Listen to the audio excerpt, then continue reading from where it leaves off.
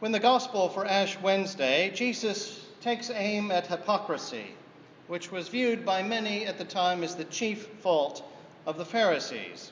And that was a particular tragedy, since the Pharisaical movement began as a renewal movement to help pious Jews really live out their faith in an authentic way. And yet, Pharisee ended up being a synonym for hypocrite. And of course, Jesus didn't want his disciples to follow that same path. What I want us to consider today is whether the hypocrisy that Jesus rightly criticizes here is the only form of hypocrisy. Or perhaps, as there was on either side of Jesus at the cross, there's a good thief and a bad thief in this situation.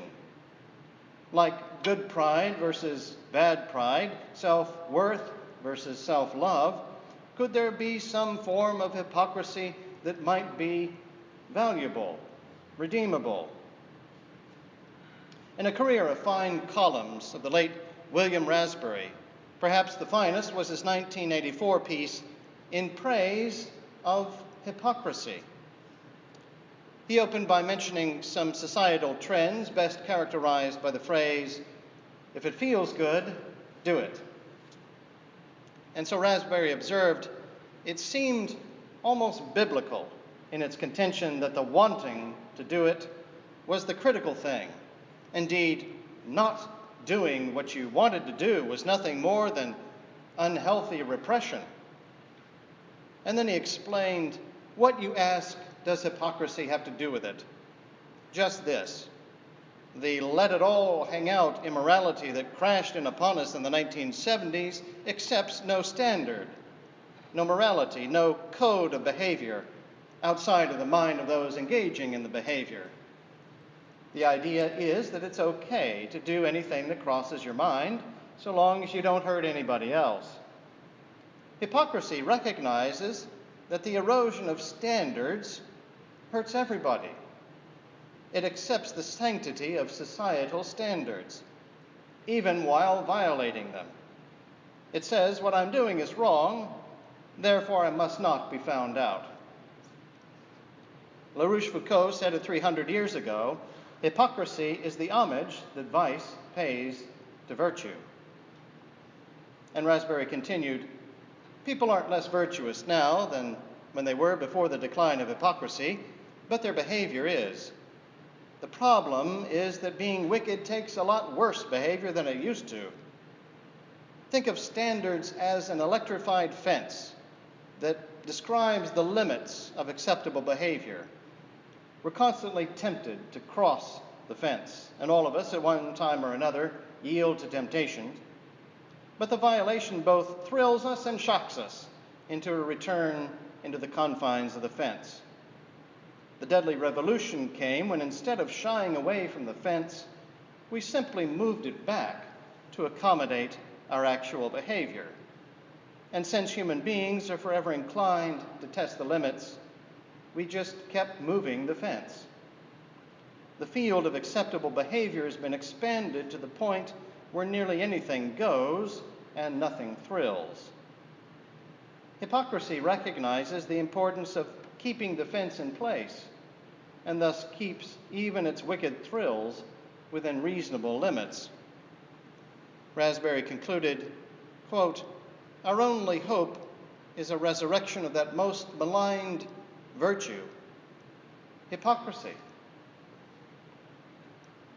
Well, is he right? Or more importantly, what would Jesus say about Raspberry's version of hypocrisy as a virtue, or at least useful?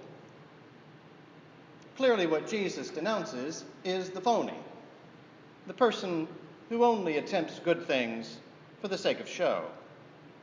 It's not for heavenly treasure, not even really for self-betterment, but only to inflate the reputation. That apparent virtue is not his character, because behind the scenes, when no one is watching, you find a different man. But of course, the all-seeing eye of God is always watching. He sees in secret and rewards or punishes accordingly. those secret strivings, though, toward virtue, those hidden sacrifices, those acts of charity that go unnoticed by men, have great value in the sight of God. The man is better measured by how he acts when no one is looking. The hypocrite Jesus denounces is that phony, an evil man who wants to look good, but he doesn't want it bad enough to actually give goodness a try. But there's another hypocrite that Jesus is not really talking about here. He's the man who knows his faults. He knows his evil ways and thoughts. He knows the corruption of his heart.